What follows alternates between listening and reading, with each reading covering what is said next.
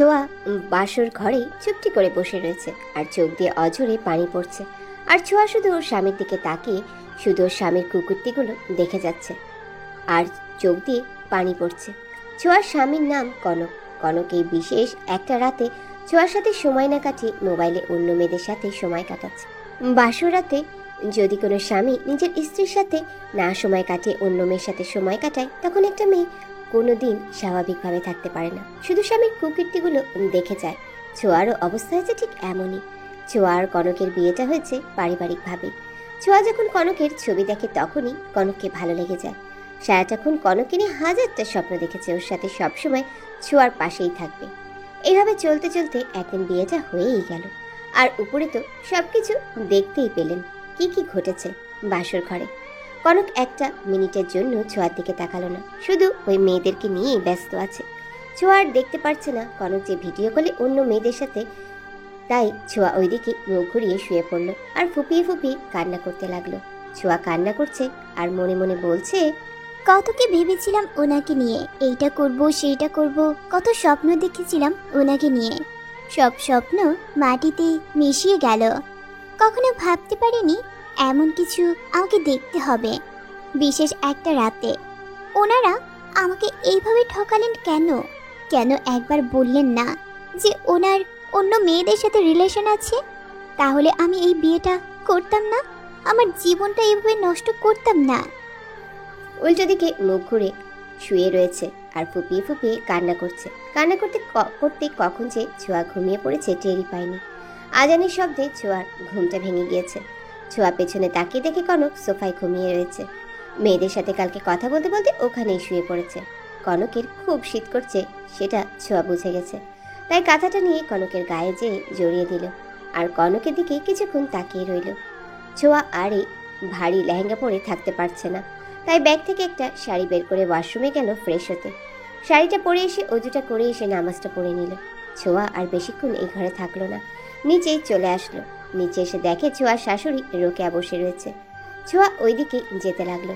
রোকেয়া ছোঁয়াকে দেখে বলছে, বৌমা, তুমি ঘুম থেকে উঠে গেছো? আমি তো ভেবেছিলাম তুমি ঘুম থেকে উঠোনি, তাই তোমাকে ডাকতেও যাইনি। সকাল সকাল ঘুম থেকে ওঠার আমার অভ্যাস আছে মা। গুড গার্ল, অনেকদিন পর বোধ হয় মা ডাকটা শুনলাম। আমার ছেলে মেয়ে দুটো সারাক্ষণ মম মম বলে ডাকে, বলতে গেলে বাঙালি সব কিছু ভুলে গেছে। ইটস ভেরি ব্যাড, নিজের সংস্কৃতিকে ভুলে গেছে। যতই মডার্ন হোক না কেন, কিন্তু নিজের সংস্কৃতিকে ভুলে যাওয়াটা তো ভালো না। ছোঁয়ার ননদিনী নাম হচ্ছে কোয়েল। অনেক মডার্ন মেয়ে, বলতে গেলে নিজের সংস্কৃতিকে ভুলেই গেছে। পেছনে দাঁড়িয়ে কোয়েল এই কথাগুলো শুনছিল। কোয়েল একসময় বলেই উঠল, আপনাকে এসব নিয়ে না ভাবলেও চলবে সো কল্ড ভাবি। সো কল্ড ভাবি? এতে অবাক হওয়ার কিছু নেই। আমি তো তোমার মতো একটা আনস্মার্ট মেয়েকে ভাবি হিসেবে চাইনি। আমি তো আমার মতো একটা মডার্ন মেয়েকে ভাবি হিসেবে চেয়েছিলাম, তাই তো বললাম সো কল্ড ভাবি। ছোঁয়ার এই কথাটা শুনে খুব খারাপ লাগলো। তাই ছোঁয়া আল্লাহকে বলছে, স্বামী এইরকম দিলা ভালো কথা, তাই বলে ননদটাকেও এরকম দিলা। ছোঁয়াকে একটু হাসানোর জন্য রোকেয়া ছোঁয়াকে বলছে, আজকে তো রিসেপশন তোমাদের, তুমি যদি তোমার কোনো বান্ধবীকে আসতে বলতে চাও তাহলে বলতে পারো, আমাদের তাতে কোনো সমস্যা নেই। জি মা, কিন্তু মা আমার মোবাইল তো আমার সাথে নেই, আমি ওদেরকে বলবো কি করে? নো প্রবলেম, তুমি নাম্বার দাও, ওদের আমি সবাইকে বলে দিচ্ছি। ওকে মা। ছোঁয়া একটা ডায়েরিতে নাম্বারগুলো লিখে দিল।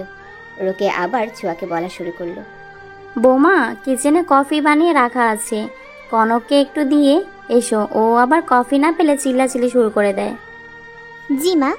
ছোঁয়া কিচেন থেকে কফিটা নিয়ে উপরে গেল। কনক এখনো ঘুমিয়ে রয়েছে।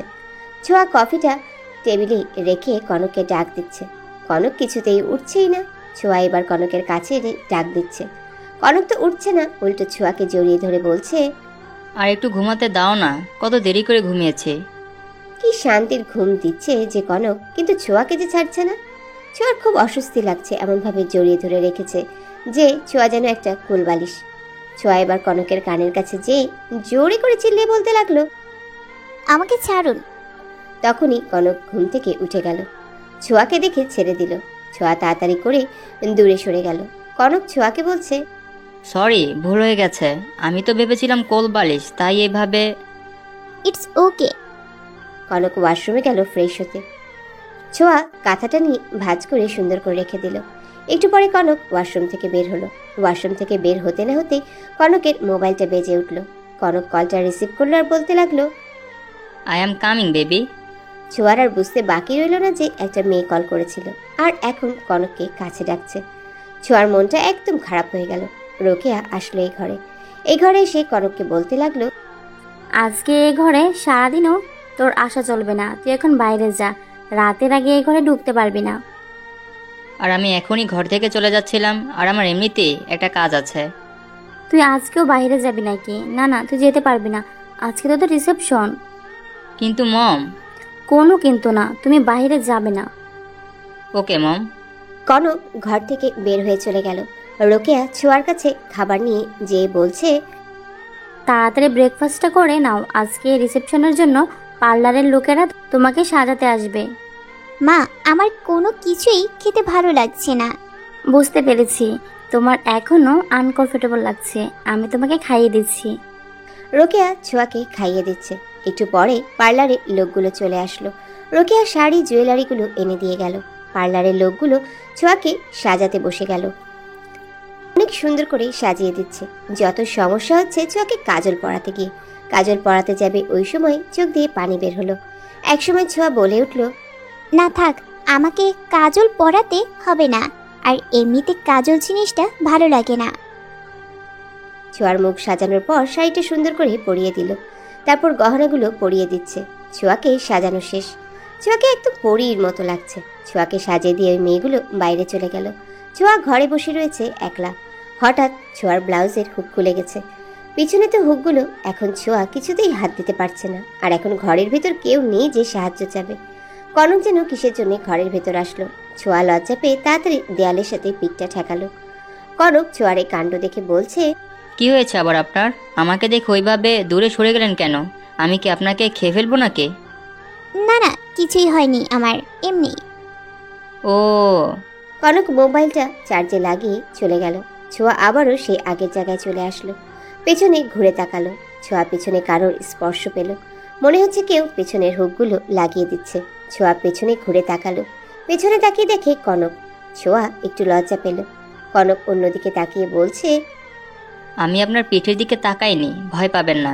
আপনি যখন আমাকে দেখে ওইভাবে চলে গেলেন তখনই বুঝেছিলাম আপনার কোনো কিছু হয়েছে, তাই আমি আবার আসি, আর এসে দেখি এই ব্যাপার। ছোঁয়া তো লজ্জা পেয়েই রয়েছে, তাই কিছু বলছে না। রোকে আসলো এই ঘরে। কনককে দেখে বলতে লাগলো, এই, তুই এই ঘরে কি করছিস? তোকে বলেছি না আজকে সারাদিনও এই ঘরে আসবি না। মোবাইলের চার্জ শেষ হয়ে গিয়েছিল, তাই চার্জ দিতে এসেছি। ও, এখন যা, এই ঘর থেকে চলে যা। যাচ্ছে। কনক চলে গেল। রোকেয়া ছোঁয়াকে বলছে, অনেক সুন্দর লাগছে, কারোর যেন নজর না লাগে। ছোঁয়াকে কালা টিকা লাগিয়ে দিল। রোকেয়া ছোঁয়াকে নিচে নিয়ে যাচ্ছে। সবাই বলা বলি শুরু করেছে, এখনো ছোঁয়াকে কেন নিচে যাওয়া হচ্ছে না। একজন বলে উঠল, রোকেয়া ছোঁয়াকে ধরে নিচে নামাচ্ছে। কনক উপরের দিকে তাকালো। কনক যখন উপরে গিয়েছিল তখন ছোঁয়াকে দেখেনি ভালো করে, বলতে গেলে ওর দিকে তাকায়নি। কনক এখন ওকে দেখে মুখ হা করে তাকিয়ে আছে। আর কনকের বন্ধুরা কনককে বলছে, দোস্ত, এইভাবে ভাবির দিকে তাকিয়ে থাকিস না, তাও আবার মুখ হা করে, মুখে মাছি ঢুকবে রে। এই কথা বলেই হাসাহাসি শুরু করে দিল। তখন কনকের হুঁশ ফিরল। ছোঁয়াকে নিয়ে চেয়ারে নিজে বসানো হলো। ছোঁয়ার বান্ধবীরা চলে এসেছে। ছোঁয়াকে দেখা মাত্র জড়িয়ে ধরলো ওরা। তারপর বলা শুরু করলো, কেমন আছিস রে দোস্ত? তোকে ছাড়া কি আমি ভালো থাকতে পারি দোস্ত? ওর সব বান্ধবীরা মিলে সুখ দুঃখের আলাপ করতে লাগলো। ছোঁয়া একসময় কনকের দিকে তাকালো। ছোঁয়া ওই দিকে তাকিয়ে দেখে কনক একের পর এক ড্রিঙ্কস করতে লাগলো। ছোঁয়ার বিশ্বাস হচ্ছে না কনক এইভাবে ড্রিঙ্কস করে যাচ্ছে। কনকের বন্ধুগুলো জোর করে ছোঁয়ার পাশে বসিয়ে দিল। ছোঁয়ার এখন লজ্জা লাগছে ওর বান্ধবীদের সাথে কথা বলতে। ওর বান্ধবীরা হাজারটা কথা বলেই যাচ্ছে আর হাসাহাসি করছে। ছোঁয়ার পাশে তাকিয়ে দেখে কনক মোবাইল হাতে অন্য মেয়েদের সাথে মেসেজে কথা বলছে। কনক বলছে যে, বেবি, তুমি রাগ করো না, কালকে ঠিকই আসবো তোমার কাছে। কনক সব মেয়েকে এই একই মেসেজ লিখেছে। ছোঁয়ার খুব খারাপ লাগলো। ছোঁয়ার বুকটা কষ্টে ফেটে যাচ্ছে। কনকের এক বন্ধু কনকের কানের কাছে যেয়ে বলছে, কনক দোস্ত প্লিজ এখন তুই অন্য মেয়েদের সাথে চ্যাট করিস না। দেখ ভাবি খুব কষ্ট পাচ্ছে। তুই এরকম করতে থাকলে ভাবির বুঝতে বাকি থাকবে না যে তুই একজন প্লে বয়। প্লিজ তুই। আই ডোন্ট কেয়ার, ওর খারাপ লাগলে আমার কিছু যায় আসে না। ওয়েটার। ওয়েটার কনকের কাছে আসলো। কনক আবার আরেকটা ড্রিঙ্ক নিল। এভাবে একের পর এক ড্রিঙ্ক করতে লাগলো। কনক ওর হুঁশ হারিয়ে ফেলছে ধীরে ধীরে। ছোঁয়াকে সবাই একে একে গিফট দিতে লাগলো। ছোঁয়ার পরিবার থেকে সবাই চলে এসেছে। ছোঁয়ার মা, বাবা, খালারা, খালাতো ভাই বোন, তানহা, তানিশা, আসনাম, অনু, সাব্বির, আদিবা আরও অনেকেই আসলো। তানহা আর তানিশা ছোঁয়ার কাছে দৌড়িয়ে আসলো। তানহা বলতে লাগলো, আপু তুমি কেমন আছো? তোমাকে ছাড়া একটু ভালো লাগে না। ভালো আছি, তুই কেমন আছিস বনু? ভালো আছি, যাই একটু দুলা ভাইয়ের সাথে মজা করে আসি। তানহার তানিশা মিলে কনকের সাথে ফান করা শুরু করলো। ওরা এখনো ছোট, তাই কনকও ফান করছে ওদের সাথে। এটা ছোঁয়ার খুব ভালো লাগলো। কোয়েল তো আসনামের উপর ক্রাশ খেয়ে বসে রয়েছে চাশমিশের জন্য। কোয়েল বলছে, ইস কি কিউট ছেলেটা, মন যাচ্ছে এক্ষুনি যে কিস করি। পুরাই ফিদা হয়ে গেছি। এটাই আমার ফার্স্ট লাভ আর লাস্ট লাভ। ইনি তো ভাবির ভাইয়া। ভাবির কাছে যাই বলে দেখি, কিন্তু ভাবি তো আমার ওপর সকালবেলার জন্য রেগে রয়েছে। তবু একবার ট্রাই করে দেখি। কোয়েল ছোঁয়ার কাছে আসলো। কিছুক্ষণ দাঁড়িয়ে থাকার পর বলতে লাগলো, ভাবি। সো কল্ড ভাবি থেকে হঠাৎ ভাবি? ভাবি একটা কথা বলার আছে। বলো, কি বলবি ননদিনী? ওই যে তোমার একটা ভাই চাশমিশ। আসনাম, ও আবার তোমার কি করেছে? কিছুই করেনি তো। তো ওনার প্রতি লাভ, ওনাকে ভালোবেসে ফেলেছি। Oh my god, I think you are joking with me. No ভাবি, I am serious. I really love him, I swear. Please ভাবি, help me. Okay, I will try.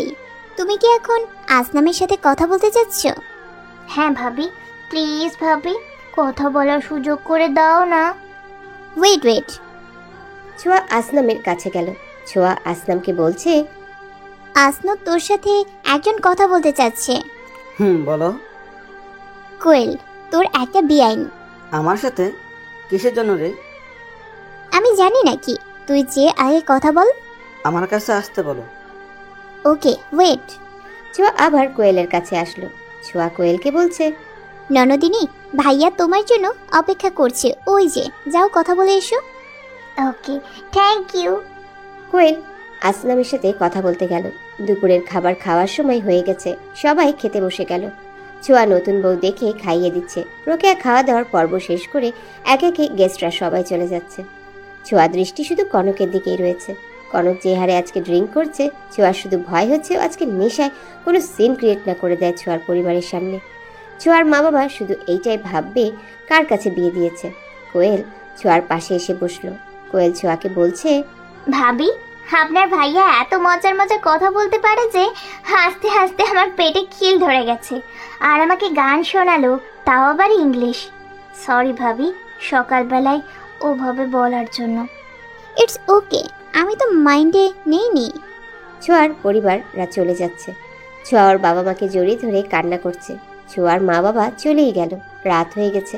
সবাই রাতের খাবার খেয়ে যার যার রুমে চলে গেল, কারণ সবাই অনেক ক্লান্ত। কনক আজকে যে হারে ড্রিঙ্ক করেছে একদম হুঁশ হারিয়ে ফেলেছে। কনক ওর রুমে ঢুকেছে, একদম পুরো নেশা চেপে ধরেছে। ছোঁয়া ওর ইয়াররিং খোলার চেষ্টা করছে কিন্তু পারছে না। কনক বলে উঠল, মে আই? ছোঁয়া কিছু বলার আগে ইয়াররিং দুটো খুলে দিল আর বলছে, বেবি তোমাকে না অনেক সুন্দর লাগছে। You are looking very beautiful baby. এখন মন চাচ্ছে তোমার এই সুন্দর ঠোঁটে কিস করি। ছোঁয়া ভয়ও পাচ্ছে আবার লজ্জাও পাচ্ছে। কনক ধীরে ধীরে ছোঁয়ার কাছে আসতে ছোঁয়া ততই পিছনে যাচ্ছে। কনক যতই ছোঁয়ার কাছে যাচ্ছে, ছোঁয়া ততই পিছনে যাচ্ছে। ছোঁয়া একসময় পিছনে যেতে যেতে খাটের সাথে পা বেজে গিয়ে খাটে শুয়ে পড়ল। আর কনকও ছোঁয়ার উপর পড়ল। ছোঁয়া ভয় পেয়ে চোখটা বন্ধ করল। কনক ছোঁয়ার বুকে মাথা রেখে ঘুমিয়ে পড়ল। ছোঁয়া চোখটা খুলে কনককে শুধু দেখছে। তারপর কষ্ট করে কনককে ওর উপর থেকে উঠালো। ছোঁয়া প্রথমে উঠে শাড়িটা একটু ঠিক করলো। ছোঁয়া কনকের গা থেকে ব্লেজারটা খুলে দিল। তারপর পা থেকে শুটা খুলে দিল, বালিশের উপর মাথাটা রেখে শুইয়ে দিল, তারপর কাঁথাটা জড়িয়ে দিল। এইসব শেষে হাঁপ ছেড়ে কনকের পাশে বসে পড়ল। কনকের দিকে এক দৃষ্টিতে তাকিয়ে রয়েছে, তারপর বলছে, উনি এত ড্রিঙ্ক করেন? এইটা তো অনেক খারাপ। আমাকে তো এই বিষয়ে কিছুই বলা হয়নি। এত কিছু কেন লুকিয়ে রাখা হয়েছে আমার কাছ থেকে? যখন ওনার প্রথম ছবি দেখি তখন তো ছবি দেখে একটুও মনে হয়নি যে উনি এরকম হতে পারে। ওনাকে যতই দেখছি ততই অবাক হচ্ছি। অনেক ঘুম পেয়েছে, যাই ঘুমিয়ে পড়ি। ছোঁয়া কনকের পাশে যেয়ে শুয়ে পড়ল। ছোঁয়া ওই পাশে ঘুরে ঘুমিয়ে পড়ল। মধ্যরাতে ছোঁয়া অনুভব করলো যে কারোর হাত ছোঁয়ার পেটে রয়েছে। ছোঁয়া চোখ খুলে পাশে ঘুরে দেখে কনকের হাত পেটে রয়েছে। ছোঁয়া যতবারই হাত সরিয়ে দিচ্ছে ততবারই কনক হাতটা ছোঁয়ার পেটে রাখছে। ছোঁয়া হাত সরাতে সরাতে পাগল হয়ে যাচ্ছে। অবশেষে হার মেনে ছোঁয়া হাত সরানো বন্ধ করে দিল। ছোঁয়া মনে মনে বলছে, যখন ঘুমের ঘুরে থাকে, নেশায় থাকে, তখন আমার সাথে রোম্যান্স করতে আসে, আমার মনটা বোঝার চেষ্টা করে। আর যখন হুঁশে থাকে তখন আমার কাছেই আসে না, আমার মনটাকে বোঝার চেষ্টা করে না। ছোঁয়া একটা ভেঙচি মেরে ওই পাশে ঘুরে শুয়ে পড়ল। একদম ঘুমিয়ে পড়েছে। একদম সকালে ছোঁয়ার ঘুমটা ভেঙে গেছে। ছোঁয়া ঘুম থেকে উঠে দেখে কনকের হাত ছোঁয়ার পেটে রয়েছে। ছোঁয়ার আগে খুবই হাতটা আবার সরানোর চেষ্টা করছে। অবশেষে হাতটা সরালো কনক। ছোঁয়া একদম হাঁপ ছেড়ে বাঁচল। ছোঁয়া বিছানা থেকে নেমে গেল। যখনই ছোঁয়ার সামনে এগুতে যাবে ঠিক তখন শাড়ির আঁচল কে যেন টান দিয়ে ধরে রেখেছে। ছোঁয়া আবারও বলা শুরু করলো, কালকে রাতে এত কিছু ভালো লাগে না আর। কনক শাড়ির আঁচল এমন শক্ত করে ধরে রেখেছে যে কিছুতেই ছুটাতে পারছে না। শাড়ির আঁচল টান দিয়ে ছুটানোর চেষ্টা করছে কিন্তু কিছুতেই পারছে না। এইভাবে টানতে টানতে একসময় শাড়ির আঁচল ধরেই টান দিল। ছোঁয়া একদম কনকের উপর চেয়ে বলল। কনক বলতে লাগলো, কে রে আমার কাঁথা টান দিয়ে নেওয়ার চেষ্টা করছে? উফ, নিও না, আমার শীত করছে। কি? আমার শাড়ির আঁচলকে কাঁথা মনে হচ্ছে? দাঁড়ান, আমি এক্ষুনি আপনার মজা দেখাচ্ছি। এই কথা বলার পরপরই ছোঁয়ার চুল দিয়ে কনকের নাকে খোঁচা দিল। কনক একদম ঘুম থেকে উঠে গেল আর জোরে জোরে হাঁচি দিতে লাগলো। কনক ছোঁয়ার শাড়ির আঁচল ছেড়ে দিল। ছোঁয়া কনকের উপর থেকে উঠে এক দৌড় দিয়ে ওয়াশরুমে গেল। কনক বলতে লাগলো, দাঁড়ান বলছি, আমার সাথে এমন করলো কেন? ছোঁয়া ওয়াশরুম থেকে ফ্রেশ হয়ে বের হলো। কনক অন্যদিকে মুখ করে ছোঁয়াকে জিজ্ঞাসা করছে, একটু আগে ওইরকম কেন করলেন? ওই রকম করবো না তো বলুন কি করব? আপনি তো আমার শাড়ির আঁচল কিছুতেই ছাড়ছিলেন না। তার মধ্যে আমার শাড়ির আঁচল ধরে বলছিলেন আপনার কাঁথা আপনার শীত করছে, এর জন্য বাধ্য হয়ে। ও সরি, ঘুমের ঘরে কখন যে কাঁথা ভেবে আপনার শাড়ি আঁচল ধরে ফেলেছি বুঝতেও পারিনি। It's okay. ছোঁয়া নিচে নেমে গেল। ছোঁয়া নিচেকে রান্নাঘরে গেল। রান্নাঘরে যেয়ে দেখে রোকেয়া রান্নাঘরে রুটি বানাচ্ছে। ছোঁয়া রোকেয়ার কাছে যেয়ে বলছে, মা, আমি কি কোনো সাহায্য করতে পারি? বৌমা তুমি, আজকে তোমার কোনো কাজ নেই, বাড়ির নতুন বউ। মা, কোনো কথা নয়, কালকে থেকে কাজ করবে, আজকে মোটেও না। ঠিক আছে মা। ওপর থেকে কোয়েল ডাক দিচ্ছে ছোঁয়াকে। ভাবি, একটু ওপরে আসো না ভাবি, please. Okay, I am coming. ছোঁয়া উপরে গেল। কোয়েলের ঘরে গেল। কোয়েল ছোঁয়াকে বলছে, ভাবি, জানো না কালকে রাতে কি হয়েছে? কি হয়েছে ননদিনী? তোমার সেই খালাতো ভাই চশমিশ আমার আইডি যেন কিভাবে খুঁজে পেয়েছে। কালকে রাতে আমার সাথে অনেকক্ষণ কথা বলেছে। আর জানো, আজকে বিকেলে আমার সাথে মিট করবে। ওপস, ভালোই তো। আমি এখন যাই। জি। ছোঁয়া কোয়েলের ঘর থেকে বের হয়ে নিজের ঘরের দিকে যাচ্ছিল। ঠিক তখনই কনক বের হচ্ছিল। কনকের সাথে ধাক্কা খেয়ে পড়ে যাচ্ছিল। কনক ছোঁয়ার হাতটা ধরল, কিন্তু একটাবারও ছোঁয়ার দিকে ঠিক করে তাকালো না। আর চোখে দেখছে ঠিকই, আবার চোখ ফিরিয়ে নিচ্ছে। ছোঁয়া শুধু কনকের দিকে তাকিয়েই রয়েছে। কনক ছোঁয়ার হাতটা ছেড়ে দিল আর বলতে লাগলো, আই এম সরি, একটা জরুরি কাজের জন্য তাড়াহুড়ো করে বের হচ্ছিলাম। কি জরুরি কাজ? কোনো মেয়ের সাথে? ছোঁয়া আর বলতে পারল না। কনক ছোঁয়ার দিকে তাকালো। কিছুক্ষণ তাকিয়ে থাকার পর বের হয়ে চলে গেল। ছোঁয়া ওর মুখ চেপে ধরে রেখেছে আর চোখ দিয়ে অঝরে পানি ঝরছে। তারপর চোখের পানি মুছতে মুছতে নিচে যেতে লাগলো। নিচে যেয়ে দেখে কনক খাবার টেবিলে যেয়ে বসে রয়েছে। রোকেয়া সবাইকে খাবার বেড়ে দিচ্ছে। জামান সাহেব ছোঁয়াকে দেখে বলছে, বৌমা, তুমি ওইখানে দাঁড়িয়ে কি করছো? এদিকে আসো। বাবা দাঁড়াও, আমি ভাবিকে নিয়ে আসছি। কোয়েল ছোঁয়ার কাছে আসলো। কোয়েল ছোঁয়ার সামনে এসে জিজ্ঞাসা করছে, তোমার কি কিছু হয়েছে? এইভাবে মন খারাপ করে দাঁড়িয়ে আছো? না, কিছুই হয়নি। তাহলে চলো, খাবে চলো। চল। কোয়েল ছোঁয়াকে নিয়ে খাবার টেবিলের ওইখানে গেল, কনকের পাশে বসিয়ে দিল। কনক একটু নড়ে চড়ে বসলো। রোকেয়া ছোঁয়ার প্লেটে খাবার বেড়ে দিল। কনক আর ছোঁয়া শুধুই নাড়াচাড়া করে যাচ্ছে। ছোঁয়া খুব আস্তে আস্তে খাচ্ছে। কনকের বাবা আমজাদ সাহেব হঠাৎ করে বলে উঠলেন, কনক, তোকে নিয়ে অন্তত এ আশা করিনি রে। মানে বাবা, আমি আবার কি করলাম? আমি তো কিছুই করিনি, তোমাদের সব কথা মেনে চলেছি। আমি তো ভেবেছিলাম অন্তত তুই আমাদের প্রাচীন নিয়মটি বাঁচিয়ে রাখবি। কোন প্রাচীন নিয়মের কথা বলছো তুমি ড্যাড? অনেক নিয়ম আছেই তো ড্যাড। এই নিয়ম যে আমাদের বাড়ির ছেলে যখন বিয়ে করে তখন সে তার বউকে নিজের হাতে খাইয়ে দেয়, বিয়ের তৃতীয় দিন নিজে খাওয়া শেষ করার পরে। তুই তো করছিসই না? দুজনে কাশি দিয়ে উঠল। কনক বলে উঠল, I think you are joking with me. I am not joking with you, I am serious. তোমাকে এই নিয়মটি পালন করতে হবে। আমি তো কোনোদিন এইরকম কোনো নিয়মের কথা শুনিনি বাবা। এই নিয়মটাই শুধু আমাদের এই বংশের মধ্যে রয়েছে। আরে কনক, সত্যি আমাদের এই বংশে এই নিয়মটি রয়েছে। আমিও তো মোহিনীকে নিজ হাতে খাইয়ে দিয়েছিলাম নিজে খাওয়ার পর। আরে বলো না মোহিনী। দেবরজি। ভাইয়া, এবার তোর পালা। কনক একে একে শুধু ঢোক গিলছে। ছোঁয়া তো শুধুই লজ্জা পাচ্ছে। কনকের তো খাওয়া শেষ। কনক বাধ্য হয়েই ছোঁয়ার মুখে একে একে খাবার তুলে দিতে লাগলো। ছোঁয়াকে যখন খাওয়ানো শেষ তখন সবাই একে একে হাসা শুরু করলো। ছোঁয়া আর কনকের বুঝতে বাকি রইল না যে ওরা এতক্ষণ মজা করছিল। কনক তো রাখতে রাখতে চলে গেল বাইরে। ছোঁয়া লজ্জা পেয়ে এক দৌড়ে উপরে চলে গেল। উপরে যে মুখটা ঢেকেই হাসতে লাগলো। তখনই ছোঁয়ার মনে পড়লো কনক তো ছোঁয়াকে ভালোবাসে না। কনক তো কাউকেই ভালোবাসে না, সবার সাথে মজা করে। ছোঁয়ার আবারও মনটা খারাপ হয়ে গেল। হঠাৎ ছোঁয়ার মোবাইলটা বেজে উঠল। ছোঁয়ার বেস্ট ফ্রেন্ড রাহুল ফোন দিয়েছে। ছোঁয়ার ফোনটা রিসিভ করলো। হ্যাঁ রাহুল, বল। আজকে আসবি না কলেজে? হ্যাঁ জানি, তবে না যাওয়ার সম্ভাবনাই বেশি রে। Okay bye. বাই। ছোঁয়া ফোনটা কেটে দিল। রোকে আসলো ছোঁয়ার ঘরে আর বলতে লাগলো, না যাওয়ার সম্ভাবনাটা বেশি মানেটা কি? তুমি যাবে আজকে কলেজে, তাড়াতাড়ি রেডি হয়ে নাও। ড্রাইভার তোমাকে কলেজের সামনে নামিয়ে দিয়ে আসবে, আসার সময় যেয়ে নিয়ে আসবে। ওকে। রোকেয়া চলে গেল। ছোঁয়া রেডি হয়ে নিল। কলেজে যাওয়ার উদ্দেশ্যে রওনা দিয়ে দিল। ছোঁয়া কলেজে যাওয়ার জন্য রেডি হয়ে নিল। ছোঁয়া রেডি হয়ে সোজা গাড়ির কাছে গেল। গাড়িতে যেয়ে বসলো। কিছুক্ষণের মধ্যেই ছোঁয়া কলেজে পৌঁছে গেল। ছোঁয়া গাড়ি থেকে নেমে সোজা ক্লাসের দিকে যেতে লাগলো। ক্লাসে যেয়ে ছোঁয়ার বান্ধবীদের সাথে কথা বলছে। ছোঁয়ার বান্ধবীরা ছোঁয়াকে বলছে, তোর বোর্ডটা যে একদম সেই, তোর সাথে না সেই মানিয়েছে। জুতি? আরে সত্যি বলছি। ছোঁয়ার বেস্ট ফ্রেন্ড রাহুলকে খুঁজছে, কিন্তু কিছুতেই খুঁজে পাচ্ছে না।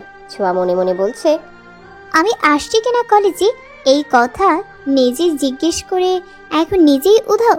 কোথায় যেতে পারে বেয়াদবটা? ছোঁয়া রাহুলকে খোঁজার জন্য ক্লাসের বাইরে গেল। দোতলা থেকে নিচে চলে আসলো রাহুলকে খোঁজার জন্য। রাহুলকে খুঁজতে খুঁজতে একদম ক্যান্টিন পর্যন্ত গেল। ক্যান্টিনের ভেতরে যেয়ে দেখে রাহুল বসে রয়েছে। ছোঁয়া রাহুলের কাছে গেল। ছোঁয়া রাহুলের কাছে যেয়ে বলছে, কিরে কেমন আছিস? হ্যাঁ ভালো, তুই? ভালো। ক্লাসে চল।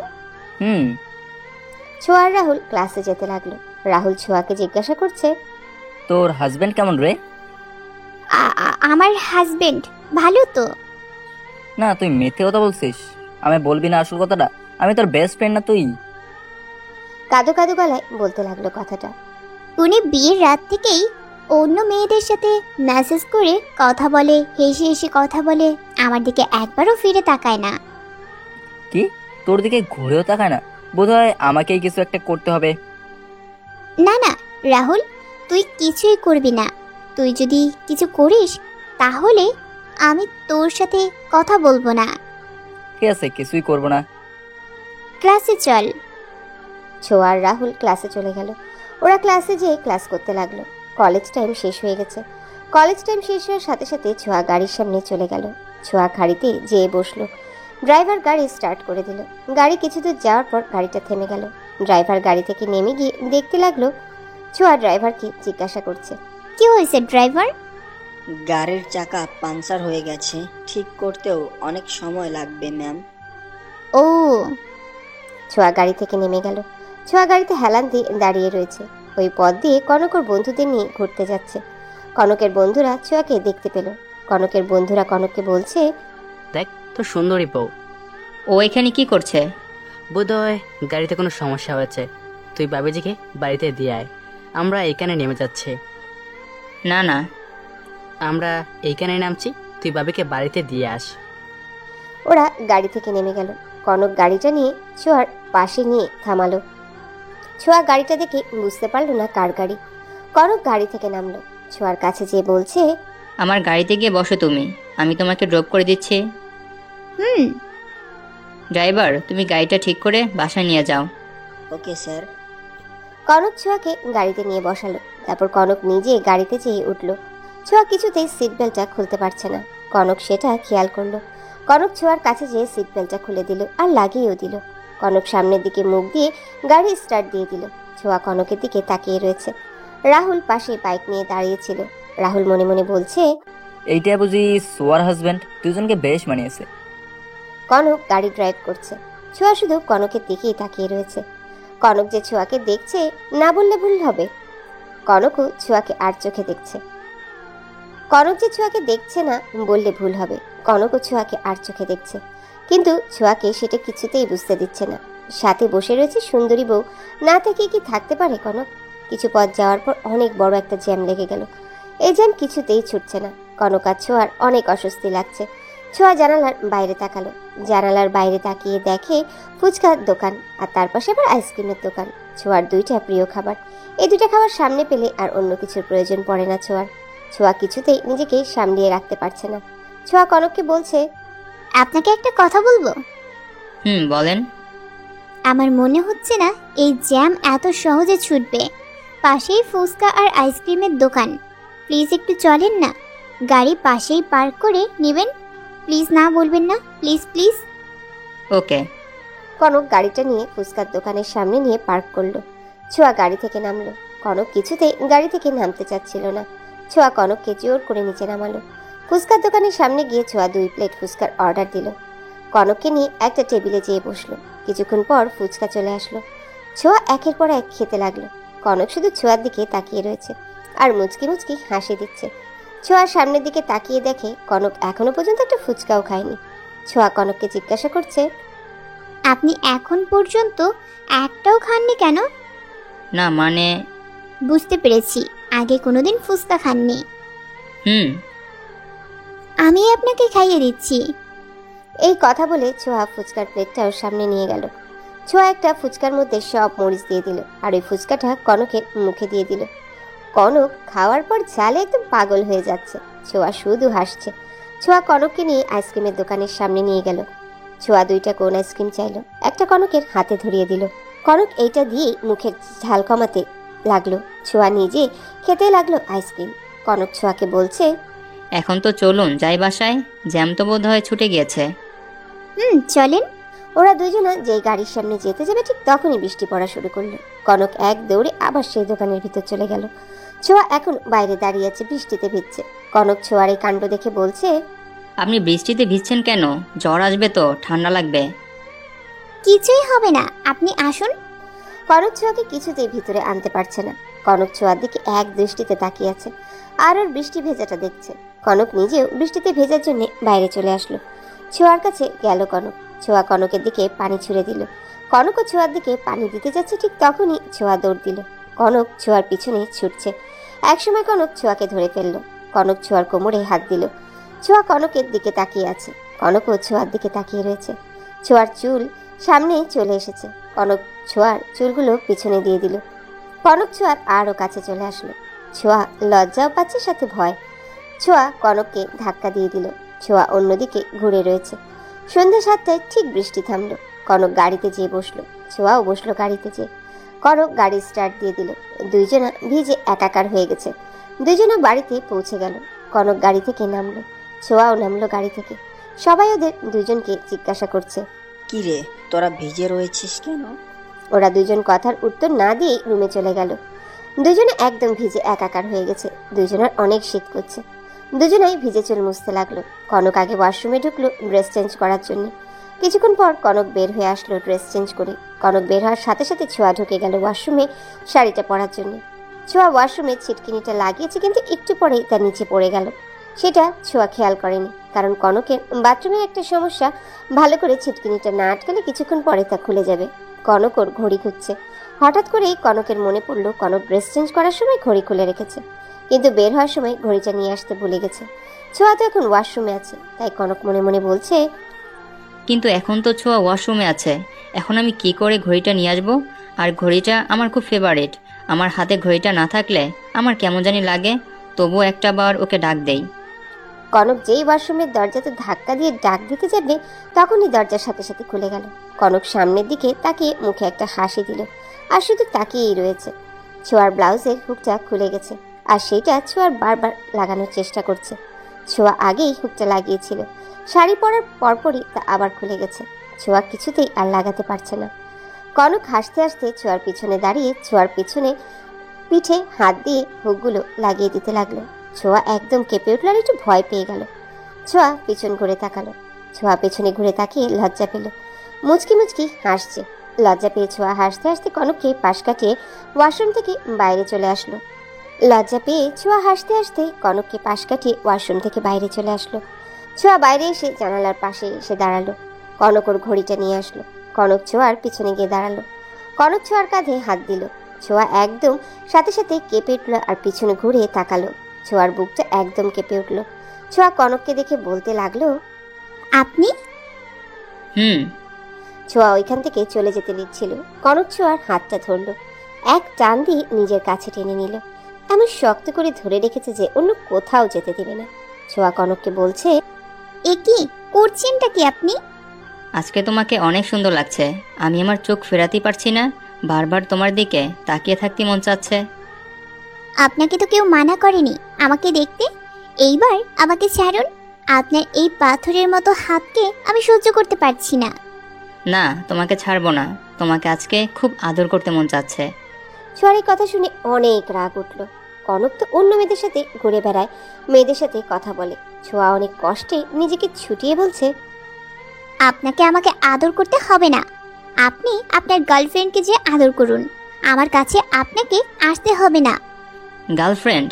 আমি যতই সবার সাথে মিলেমিশে চলি না কেন, কিন্তু আমার কোনো গার্লফ্রেন্ড নেই। আমার যা বন্ধু আছে তাদেরকে তুমি দেখেছো, রিসেপশনের পার্টিতে আমার কোনো গার্লফ্রেন্ড নেই। তাহলে যে আপনি ওই মেয়েটার সাথে ওইভাবে মেসেজে কথা বলেন, তার জন্য আপনি আমার সাথে বাসর রাতে কথাও বলেননি। ও, ওইটা আমার এক বন্ধুর ফেক আইডি। আমি কথা বলে বুঝেছিলাম ও আমার ফ্রেন্ড, ভেবেছিলাম বলে দিব, কিন্তু হঠাৎ করে মম তোমার ছবি দেখালো। তোমার ছবি দেখার পরপরই তোমার প্রতি একদম দিওয়ানা হয়ে গিয়েছিলাম। ভেবেছিলাম তোমার একটা পরীক্ষা নিব, তুমি বিয়ের পর সত্যি আমাকে ভালোবাসবে কিনা, তার জন্য তোমাকে দেখে দেখে কথা বলতাম। সত্যি তুমি আমাকে অনেক ভালোবাসো। তোমার চোখ বলেই দিল, তোমার চোখ ছলছল করে উঠত। আমি যে আপনার ছবি দেখে হাজারটা স্বপ্ন বুনেছি। এইভাবে আপনি আপনাকে আমি ক্ষমা করব না। সরি, ভুল হয়ে গেছে। না না, আমি আপনাকে ক্ষমা করব না। ক্ষমা করবে না? দাঁড়াও, দেখাচ্ছি মজা। কনক ওর ঠোঁটটা ছোঁয়ার ঠোঁটের সাথে মিলিয়ে দিল। অনেকক্ষণ ধরে ওরা এইভাবে। ছোঁয়া কনকের পিঠ আঁকড়ে ধরে আছে, কনক ছোঁয়ার ঘাড়ে হাত দিয়ে রয়েছে।